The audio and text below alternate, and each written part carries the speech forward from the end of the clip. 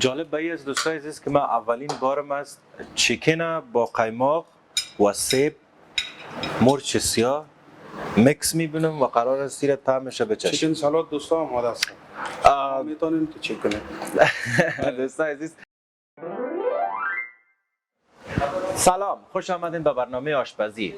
تنوع غذا یکی از خوشایندترین وقایع زندگی است. ما تصمیم گرفتیم امروز در پهلوی غذاهای مختلفی که با استاد امید به شما معرفی کردیم سالاد به شما معرفی کنیم. امروز برای شما چیکن سالاد قرار است که آماده کنیم. هم یک غذای مقوی، خوشایند و زود میتونیم را آماده بسازیم. استاد امید از کجا شروع کنیم؟ چی کار کنیم؟ کدام مواد لازم است؟ از کدام میوه استفاده میکنیم؟ میوه فقط از سیب استفاده میکنیم. فقط از سیب استفاده میکنیم. گوشت مرغ، چیکن، قایماق، مرچ سیاه و بوره. مرچ سیاه را در سالاد استفاده میکنیم؟ مزه میده؟ خوشمزه میشه. خب بسیار عالی. دوستان عزیز بیننده ما باشین. ما با هم شروع میکنیم به تهیه سالاد چیکن سالاد. استاد از کجا شروع میکنیم؟ از سیب شروع میکنیم. سیب پوست میکنیم.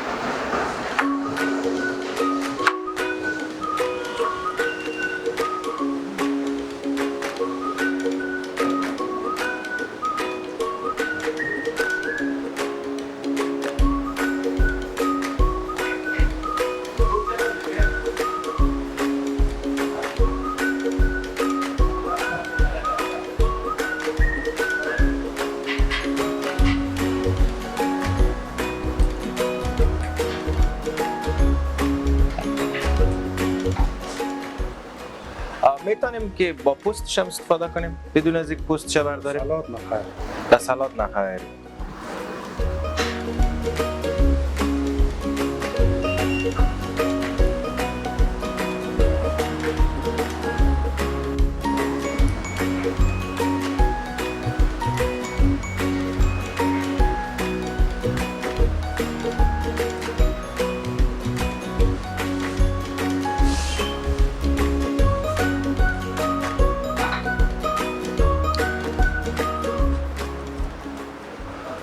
استاد امید یک نوع سالاد ما یاد دارم که در او زردک انداخته میشه، مرچ تازه انداخته میشه، مذاق کردم.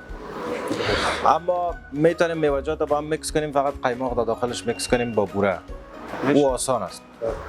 دیگه مثل خودت مهارت نداریم که متنوع خوشمزه تیار کنیم.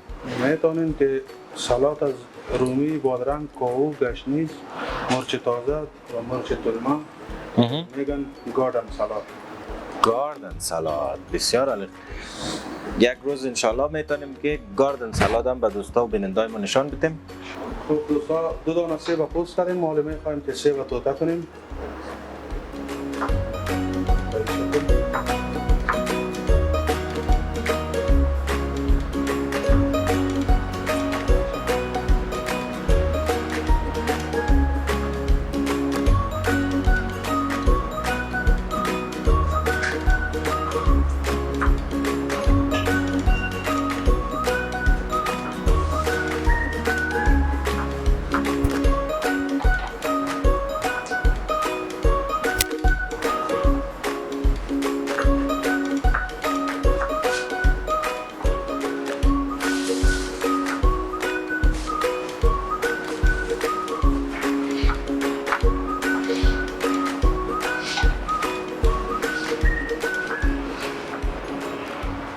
کار بسیار ساده است و هیچ مشکل نیست. آسان است. بله. با آشپزخانه رفتن هم ضرورت نیست. نه فقط سیب آماده است.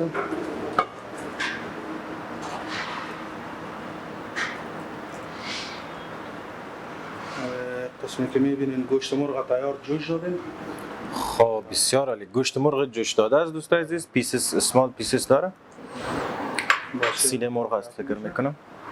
و از مرچ سیاه نیم قاشق استفاده میشه. بله. دو قاشق بوره. دو قاشق بوره. دو قاشق چای خوری. بله. دو قاشق تامخوری قایماق. دو قاشق تامخوری هم قایماق.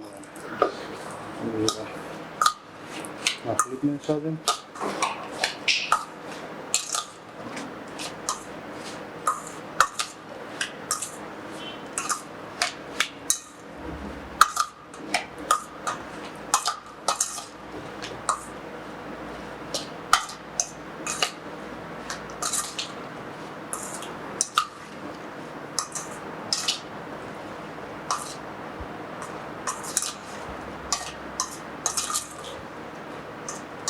این چیکن سالاد آماده است.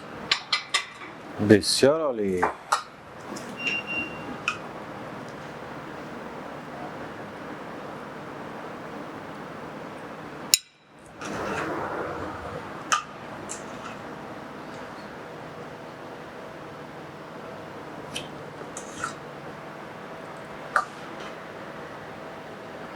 جالب به از دوستای عزیز که من اولین بارم است چیکن با قیماق و سیب مرچ سیاه میکس میبینم و قرار است زیر طعمش بچشم. چیکن سالاد دوستا آماده است. میتونین تو چک کنید. دوستای عزیز گفتم جالب استی که اول چهره بسیار جذاب داره، سر سفره واقعا مقبول معلوم میشه. دومی که مقوی است چون سیب بسیار آهن داره و چیکن پروتئین داره و بوره هم استفاده شده در قیماق هم که مقوی است استفاده شده.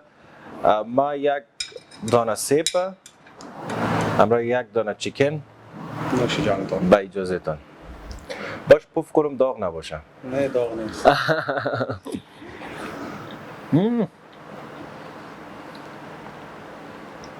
جالب است، بسیار خوشمزه است و فکر میکنم برای ورزشکارای ما توصیه میکنم از استفاده کنند. تشکر استاد امید. تشکر از شما و این بود دوستای عزیز چیکن سالاد فوق العاده خوشمزه و مقوی. بیننده برنامه بعدی ما باشین. ما برنامه جدید و غذای جدید به شما معرفی خواهد کردیم. تا برنامه بعدی غذای جدید و معرفی غذای متنوع شما را به الله پاک و بی‌نیاز می‌سپاریم.